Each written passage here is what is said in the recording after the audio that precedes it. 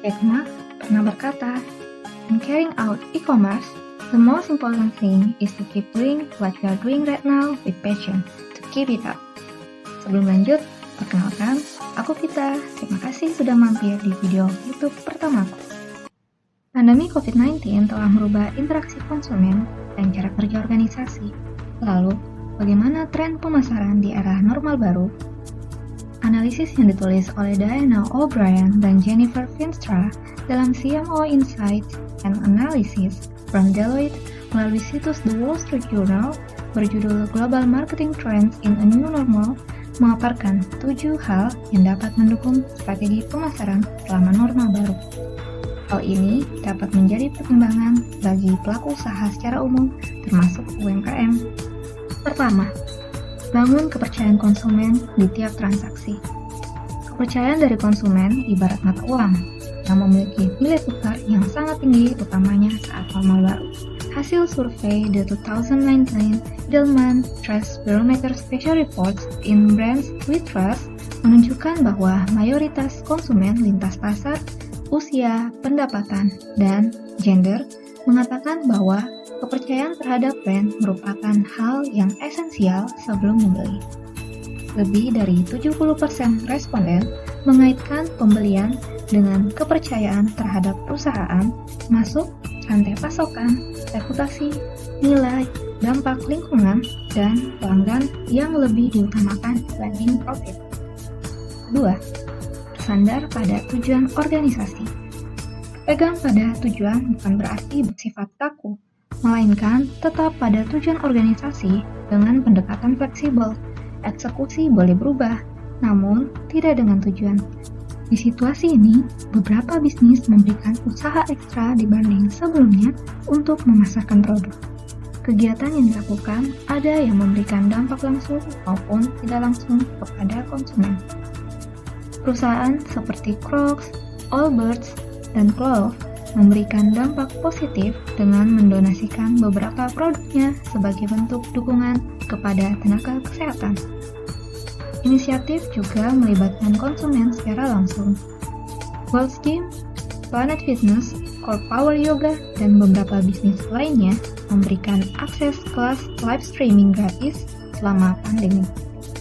Dengan begitu, organisasi dapat memberikan kesempatan bagi konsumen untuk mencoba produk atau jasa yang ditawarkan. Ketiga, tingkatkan pengalaman konsumen.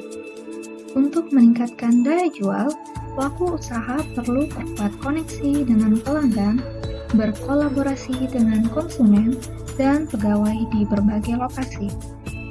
Pelaku usaha dapat memanfaatkan aplikasi live streaming seperti Facebook Live, YouTube Live, Periscope, dan masih banyak media lainnya. Dengan siaran video melalui HP, pelaku usaha dapat memasarkan produk secara online dan berinteraksi langsung dengan pelanggan, layaknya di dunia nyata. 4. Tingkatkan kolaborasi. Kolaborasi bisa dilakukan antara pemerintah, pengusaha, dan konsumen. Contoh yang dapat dilakukan oleh beberapa UMKM yang beralih memproduksi alat pelindung diri bagi petugas kesehatan. Kementerian Koperasi dan UKM juga telah memastikan kualitas UMKM yang terlibat.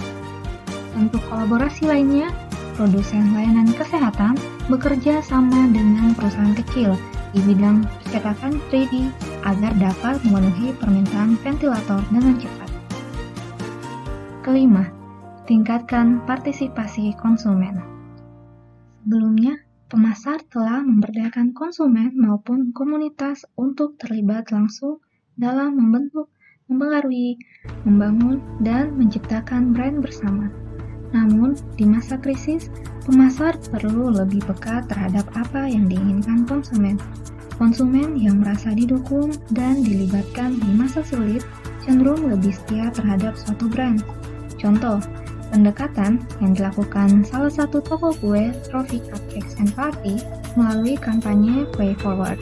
Konsepnya berupa tawaran kepada konsumen untuk memasang lusinan donasi atau donation dozens untuk dikirimkan ke petugas kesehatan. Selain terlibat donasi, hal ini secara psikologis membuat pelanggan merasa telah berkontribusi, memastikan pembuat kue di toko tersebut tetap bekerja dengan adanya orderan kue. Juga tentunya akan berpengaruh terhadap nilai penjualan suatu bisnis. 6. Tetap gesit untuk tetap relevan. Pandemi telah menciptakan pergeseran atau shifting, perombakan pembuatan konten dalam periklanan dan pemasaran, peralihan produk, dan perubahan cara kerja menjadi work from home.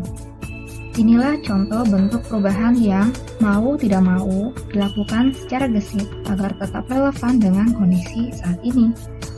Belajar beradaptasi memungkinkan organisasi bergerak selaras dengan kebutuhan pelanggan. Misalnya, peritel, busana maupun UMKM dari produsen tas beralih memproduksi alat pelindung diri, atau pabrik penyulingan dan wewangian yang beralih ke pembuatan pembersih tangan.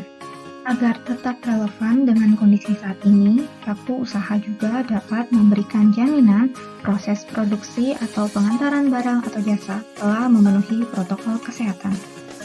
7. Prioritaskan aset terpenting organisasi, yaitu pegawai. Pimpinan suatu bisnis mungkin tergoda untuk bergantung kepada para pegawainya. Namun, kesejahteraan dan keselamatan pegawai merupakan yang utama.